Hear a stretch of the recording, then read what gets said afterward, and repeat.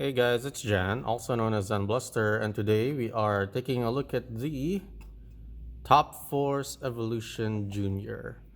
And just to let you guys know, this is not an original. An original would have quite some different stuff inside of the box that I'm going to talk to you guys about. But this one is still fairly old. From what I could tell, this is a reissue from 1994. And let's go ahead and take a look at what's inside. But before that, we are going to go check the price at 600 yen, which is not true. And it's item number 18042. And let's go ahead and see if we could look at this from the side. Looks like it was from 1992. The release date was actually, the original one was from December 1992. And you could look at the side of the box where they used to have all of this stuff, or like, oh, this is all of the what's included in the kit. In the originals, I don't know if the originals did come with the what do you call it, the yellow metal and then the white end bell like this, but as far as I could tell, this is one of the first reissues essentially from around 1994. All right, so there you go. This is the upgrade section of the box that tells you what stuff that you can buy to upgrade the kit. There you go, the Top Force Evolution Junior. So if you guys know, the original Top Force on the RC side was originally green, and they released a second version of the RC version. They made the Top Force Evolution as an upgraded version of that. It had like upgraded parts like carbon, I think, if I recall correctly, and this is essentially the junior version of that. So let's go ahead and take a look at what's inside. So the box is going to look plain. From back in the day, I think this is what they had. But the biggest giveaway that this is a reissue is the inside of the bottom of the box right here.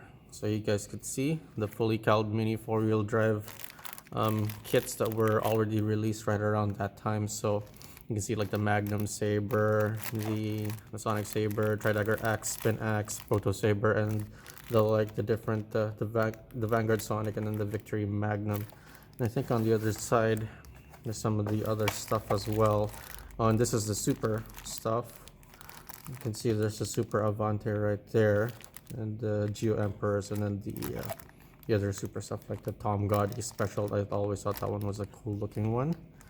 And then that's pretty much it. You can have some of the old tools that they used to tell you to buy, and then like the Power Champ as well. So here. So this was one of my favorite designs from back in the day. The metallic gray body right there. That's the same color that they had for the RC version of the Top Force Evolution. This body, it has like a nice swoop.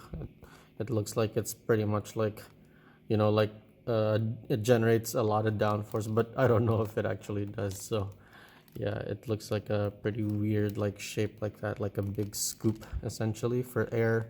And then this is built on the Type 5 chassis, as you can see. Let's look at the A parts. A parts are what do you call it? The dark greenish blue chassis from back in the day for the Type 5 essentially. That's like that. So, and the good thing about this one, it looks like everything is still on tacked on the runners. Everything is still on there. Nothing is loose. The rollers are still there. The bushings are still there. The switch, everything is still in the right spot.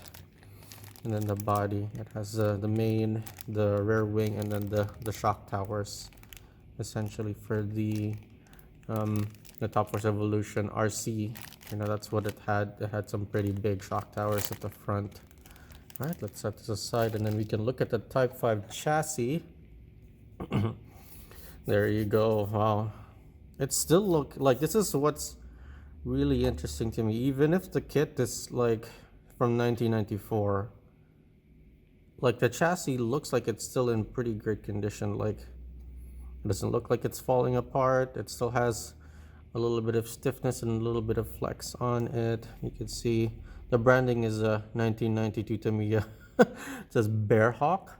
I don't know if that's right. Maybe that's how it was back in the day. Made in Japan, right there. Oh, that's pretty cool. You can see the branding right there, not the branding, but the manufacturing right there, made in Japan. And then there you go. This Type 5 was kind of like, when it came out, not a lot of people really used it, or like at least competitively, people still preferred the Type 0.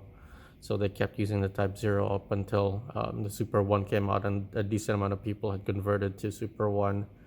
And that's when the fully cowled series essentially had come up. So basically, when this was out, the Super 1 was already introduced, and people had already started to convert over to Super 1. And then Type 5 was like a lot less used as a chassis competitively at the time. So, all right, I still like it because of, it reminds me a lot of the way the Super FM box, like undercarriage was like. It was very boxy right here. It kind of reminds me of the color of the Super FM chassis as well. So let's set that aside. And then here, you got the slick tires. Basically, that's what they were all pretty much included with back in the day. They did not have the hard tires and the super hard tires or the low friction. So from 1994, of course, that's gonna be what's mostly standard issue, are these slick tires. And then the biggest indicator that this is an older kit is the motor right here. I don't know if we could see the inside. I don't know if you guys can see it.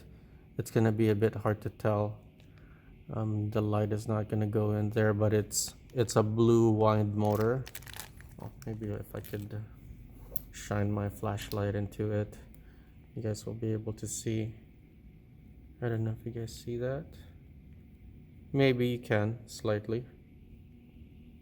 Yeah, there you go. You kind of see it.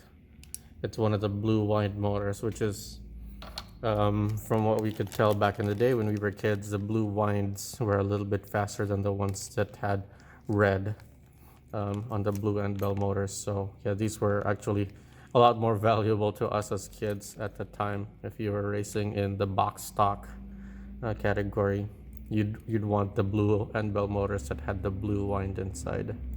They were a little bit stronger. And then you can tell that this is an older kit because of the grease. The grease is still in the metal tube. You can see it's kind of oily right there. I think during manufacturing, a decent amount of grease ends up on the label itself too. So that's how it is right there. So you can see it's on the packaging as well a little bit. And then the metal from back in the day, it was a lot more gold. You can see there's a little bit of gold coming through on both the drive shafts and the propeller shaft right there as well. So I had the white pinion gear right there because it has a 2mm shaft. This is essentially the same shaft that they use for the Super FM, and they're pretty much interchangeable. You could use a Super FM one on this one. And then you can see the drive shafts have that gold metallic color on them. And let's look over here. Not much else to say other than the packaging also includes the pinion gear right there, an 8-tooth pinion gear, plus the terminals as well. All right, set this one aside, and then they have the very fluorescent orange wheels that were included for the Top Force Evolution Junior, because if you actually look at it, the color combination is actually pretty good with the body. The body has the orange and then the yellow design, and then this one, the large diameter, two different offsets essentially, or two different widths they included with this kit, which is pretty cool. I like this design in particular. If you had more of these, that would be pretty cool. And then back in the day, if you guys remember, they used to have the two different what do you call it, ratios. They had the 4.2:1 on this one, the red and the brown, and then the 5:1, which is the light blue and the green. And then of course these are the crown gears as well for the propeller shaft. All right, so let's set this aside and then let's look at the manual. You guys can probably tell it's quite yellow now from age. Not super yellow, but yellow enough. And then let's look here. Yep. So there you go. Wow. Item 18042, Top Force Evolution Junior, right here. The manuals had a lot less stuff on them back in the day. And there you go, the instructions to how to install everything and assemble as well. And then over here, some Japanese use only stuff like that.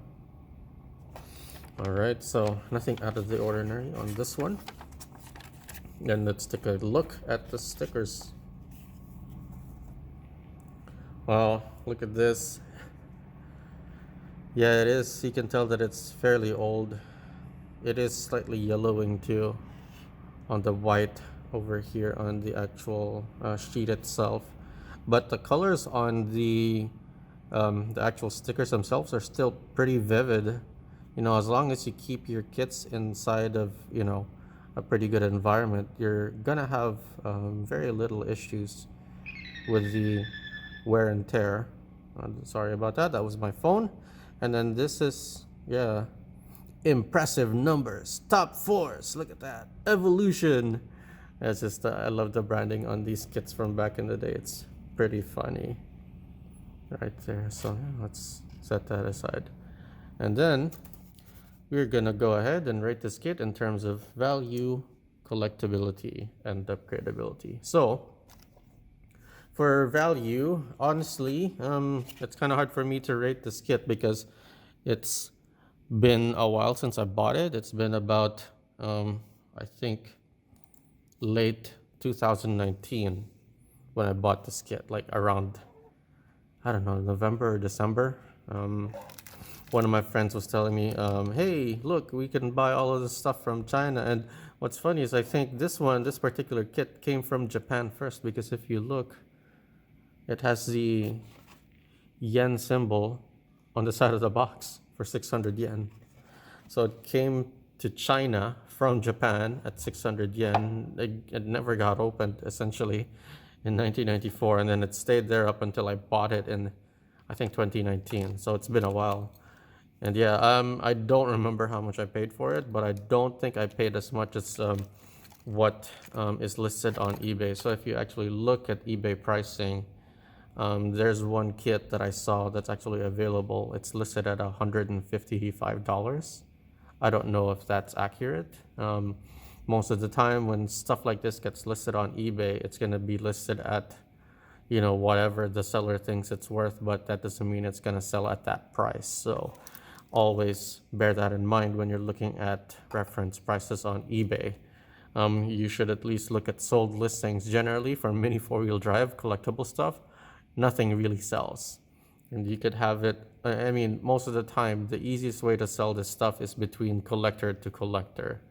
So like if I was gonna go trade from somebody or buy from somebody, I would just go directly to a seller, talk to them directly, and then negotiate, and then buy, you know, buy it directly from them instead of going through eBay. eBay, of course, when you go through eBay, eBay is going to take their cut, so it's going to devalue the product for the seller. So they kind of want to avoid that stuff. So since I can't remember the price, I'm just going to place it as 5 in value. For collectability, it's old. It's an old kit from 1994, and let me see, how old was I at 1994? About 9 years old. I was 9 years old at the time, and I don't think I was even racing mini four-wheel drive yet at the time. But I know I had one, like a few, maybe from what I've been given and whatever my dad gave me at the time. But that's it. Like, I didn't race them, so honestly, this is a pretty old kit, and it's really good to see them in this condition. You only see like a little bit of warping, and then of course the kit is pretty much like a look back in time of what people used to have when they would go to the hobby shop, and then they'd pick something out and then they'd buy it for their kids, or they'd buy it for themselves and stuff like that. So yeah, in my opinion, I would rate the collectability at around 12. For upgradability, let's face it, guys, this is Type 5, and even back in the day, Type 5 really was not the best kit that they were using. So they didn't really use Type 5 at the time, and there's going to be so much work for you to do just to be able to get this to be pretty competitive to today's standards. So a lot of reinforcement, a lot of like modification that frankly I have not seen even on Instagram or on Twitter from the Japanese pros out there who like to customize and like bring these machines back up to date. So even those guys don't have, I mean, at least I have not seen a Type 5 build in a very long time. So there you go. In upgradability, I'll have to rate it at a 4. So in average, it will have to be a 7 across the board. So there you have it, guys. This has been my unboxing and overview of the Top Force Evolution Junior. Oh, let's actually write those down. So value 5, collectability 12, upgradability 4, the average is 7. So there you have it, guys. This has been my unboxing and overview of the Top Force Evolution Junior. If you'd like to see more videos like this, please like, subscribe, and share. And thanks for watching. Go race.